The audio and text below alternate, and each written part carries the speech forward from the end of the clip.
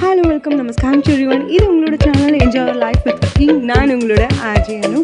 இன்றைக்கி நம்ம என்ன பார்க்க போகிறோம் அப்படின்னா, சம்மருக்கு இதமாக ஒரு ஹைட்ரேட் பண்ணுற மாதிரி மோர் பற்றி தான் பார்க்க போகிறோம். என்னடா மோர் அப்படின்னா,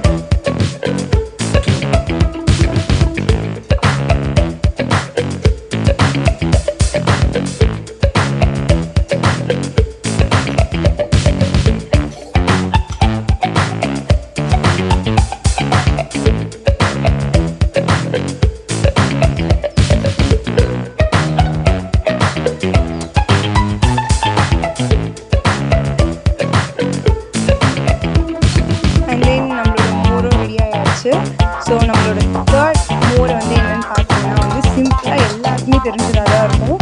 இதோட ட்ரிக் என்னென்னு பார்த்தீங்கன்னா, நீங்கள் தேர்ட் யூஸ் பண்ணுறீங்கன்னா முன்னாடியே பீட் பண்ணுவீங்க. நீங்கள் எந்த அளவுக்கு பீட் பண்ணுறீங்களோ அந்தளவுக்கு சூப்பராகவே வரும். எப்பவுமே நான் என்ன பண்ணுவேன்னா, தேர்ட் வந்து நம்ம போடுவோம்னா நல்லா பீட் பண்ணிடுவேன்.